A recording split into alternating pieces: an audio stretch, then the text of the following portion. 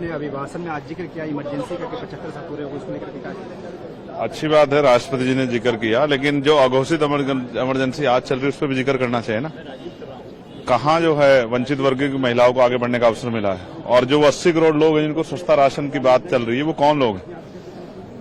रोजगार पे बात करनी बहुत जरूरी है। तो अभी राष्ट्रपति जी ने पढ़ा, वो जानते हैं सब सरकार का जो है पेपर है, लेकिन बुनियादी मुद्दों पे बात नहीं होगी तो कैसे चलेगा। मैं जिस क्षेत्र से आता हूं नगीना से, वहां रोजगार नहीं है, वहां बाढ़ की समस्या है, वहां स्कूल कॉलेज यूनिवर्सिटियां नहीं है, और कास्ट एट्रोसिटी कितनी बढ़ रही है। कल ही हरिद्वार में एक लड़की का सामूहिक रेप हुआ जो नाबालिग बच्ची थी, कि आरोपी गिरफ्तार नहीं हो रहे।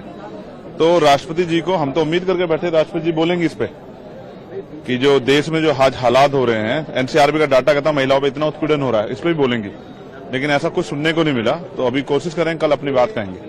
नीट का जिक्र भी किया उन्होंने कि नीट के खिलाफ सख्त कार्रवाई होनी चाहिए, मगर लीक क्यों हो रहा है? आप ये सोचने की सवाल है ना। आप पे तो सब कुछ है, आप पे पूरा जो है एडमिनिस्ट्रेशन है, आप पे पुलिस है, आप पे इंटेलिजेंस है, आप पे अर्धसैनिक बल, फिर लीक कैसे हो रहा है? चोरी कहाँ हो रही है? चोरी को पकड़ना पड़ेगा ना।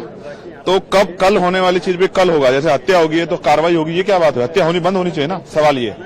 तो अभी बहुत कुछ है जिसपे हमें उम्मीद थी कि राष्ट्रपति जी महामहिम बोलेंगी, लेकिन वो नहीं बोली, लेकिन हम लोग बोलेंगे। एक आखिरी सवाल, जिस तरह से संगोल हटा करके वहाँ कॉन्स्टिट्यूशन की कॉपी रखने की बात हो रही है, अच्छा है, ये बोलने से नहीं चलेगा कि देश कॉन्स्टिट्यूशन से चल रहा है, चलना चाहिए, चलेगा तभी देश में बदलाव होगा, और अखंड भारत भी तभी बनेगा, मजबूत भारत भी, सम्राट अशोक के सपनों का भारत भी तभी बनेगा जब संविधान के आधार पर देश चलेगा और सबको मौका मिलेगा। कल से हमने शुरुआत कर दी है, हमने कल भी माननीय अध्यक्ष जी से अपील की कि हमें बोलने में मौका दे, बड़ी आवाज उठाने के बाद मौका मिला। तो नई पार्टियों को मौका मिलना चाहिए, और क्योंकि हम भी बहुत लोगों के चुन के द्वारा भेजे गए हुए हैं, अपनी मर्जी से नहीं आए, जनता ने भेजा अपनी बात रखने के लिए, तो उनकी बात उठाने का मौका नहीं मिलेगा तो फिर क्या चलेगा।